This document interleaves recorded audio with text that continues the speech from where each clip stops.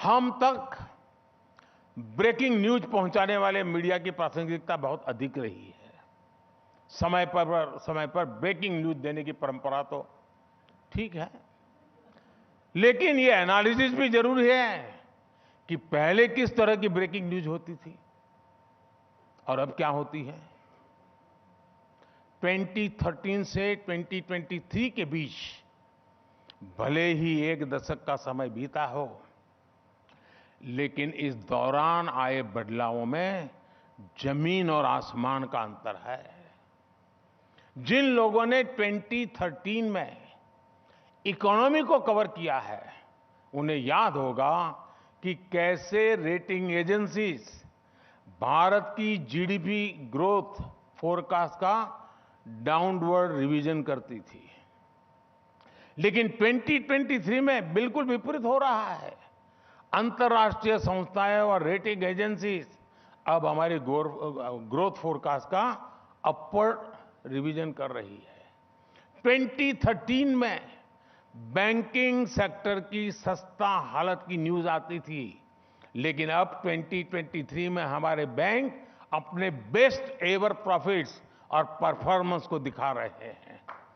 2013 में देश में अगस्ता वेस्टलैंड हेलीकॉप्टर घोटाले की खबरें छाई रहती थी, लेकिन 2023 में अखबार और न्यूज चैनल्स में चलता है कि भारत का डिफेंस एक्सपोर्ट अब रिकॉर्ड हाई पर पहुंच गया है। 2013-14 की तुलना में इसमें 20 गुना से ज्यादा की बढ़ोतरी हुई है। रिकॉर्ड स्कैम से रिकॉर्ड एक्सपोर्ट तक हमने एक लंबा रास्ता तय किया है।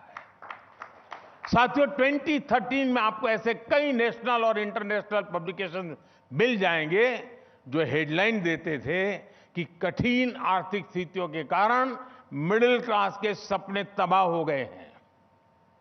लेकिन साथियों, 2023 में बदलाव कौन कर रहा है?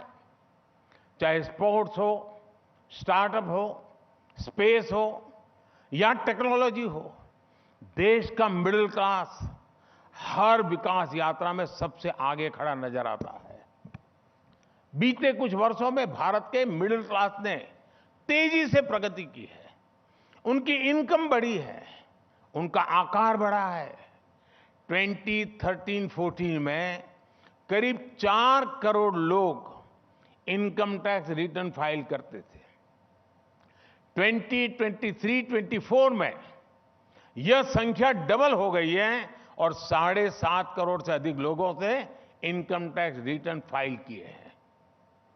टैक्स इंफॉर्मेशन से जुड़ी एक स्टडी बताती है कि 2014 में जो मीन इनकम 4.5 लाख रुपए से भी कम थी, वो 2023 में 13 लाख रुपए तक बढ़ गई है। इसका मतलब है कि भारत में लाखों लोग लोअर इनकम ग्रुप से हायर इनकम ग्रुप की ओर बढ़ रहे हैं। मुझे याद है, हिंदुस्तान टाइम्स में ही पिछले दिनों एक लेख छपा था जिसमें इनकम टैक्स डेटा से जुड़े अनेक इंटरेस्टिंग फैक्ट बताए गए थे। एक बड़ा ही दिलचस्प आंकड़ा सालाना 5.5 लाख रुपए से लेकर 25 लाख रुपए की तनख्वाह पाने वालों का है। साल 2011-12 में इस सैलरी ब्रैकेट में कमाने वालों की टोटल इनकम को जोड़ दें तो यह आंकड़ा था करीब 2.25 लाख करोड़ रुपए। यानी तब भारत में 5.5 लाख से 25 लाख सैलरी पाने वालों की कुल सैलरी जोड़ दे तो वो 2.25 लाख करोड़ रुपए से भी कम थी।